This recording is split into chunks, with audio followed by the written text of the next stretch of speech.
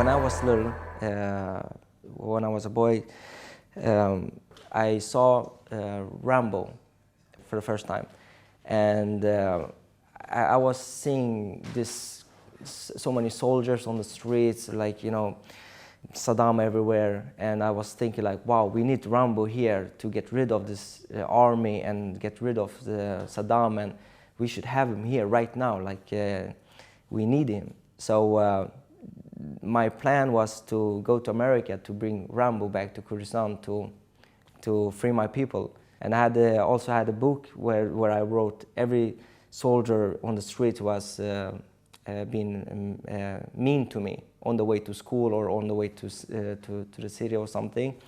So I wrote down everything on my little book. So my plan was going to give that book to Rambo and tell Rambo that Saddam is a mean man. What does Bekas mean?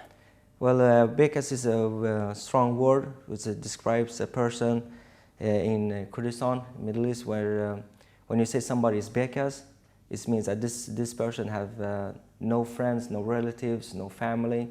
So it's like just him or herself in the world. How much of yourself did you put in this movie? A lot, actually, a lot. I put a lot in it, but you know, I have to transform it into to film, and I have to make scenes about my real stories, and it had to fit those little boys, and so a lot of it is from my own life, but I just transform it a little bit so it's gonna fit the story for Superman and the boys, and of course I put some in it and some out of it. So yeah, that's kind of how I made the story. You shot the movie in northern part of Iraq. Yeah.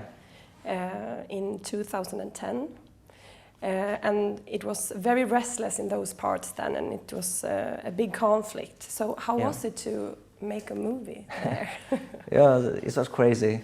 But the thing was that when we was there and everything happened there was shooting and there was demonstrations, big demonstrations going on, and we had to press pause and make a new plan and see, because it was too dangerous to shoot the film, because we had kids, we had a lot of extras, we had equipment, and we couldn't, you know, put that in a real demonstration place, and there was shooting people. Yeah, were you scared?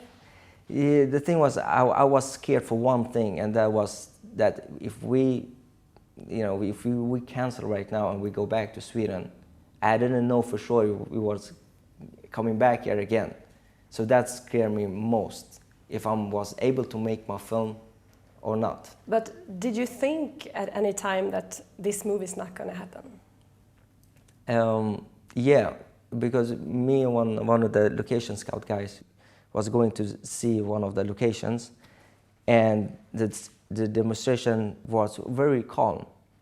And just minutes later, it was like explosions, and there was shooting in the naked street, like from that second to that second, and everybody was running everywhere, and there were like kids and women and old people, and it was like, shit, it's over.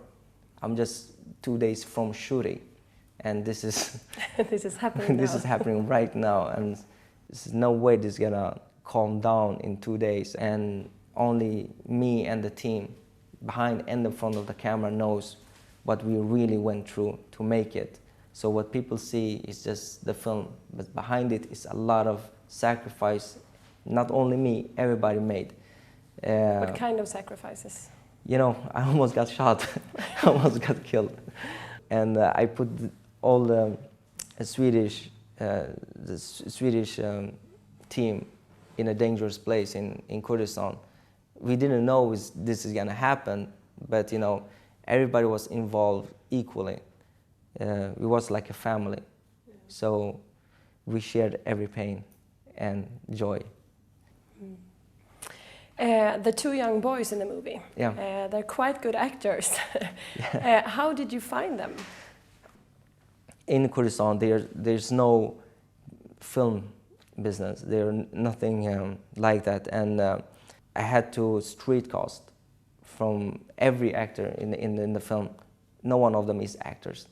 It's like regular people I just met on the street, or by I know this person who knows this person or who knows this person. So this kind of way I found everybody in the film. I saw Zana the first time. I saw him in the orphan house. I entered the room, and this boy turned around and looked at me, and in that second his eyes went so big and just ran at me and just crashed into me, and he had so much energy, put his hands in my pockets, pulled everything out, like my camera, my phone, everything, my pen, and just starting to take the camera and take pictures of everybody and on himself and everything. And I was like, I'm a student, please don't touch my camera, it goes broke. Yeah, you know, I'm done. So I put up a little scene with him and some other kids there, so I just could test them and see how, if I got that little bit of talent I was looking for, because he had the voice, I had the face and the energy in his face, and I loved it.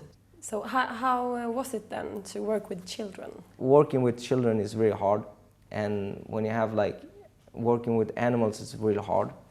But when you have kids who have never seen a camera before, and the animals you are working with is donkeys, that's not a good combination at all. It's not. So what are your plans now for the future? You know, I'm working on script, and I hope when I'm done with it, I'm gonna have support. How would you define this year's theme, power? Well, my boys in the film, Zana and Dana, they bring a lot of power.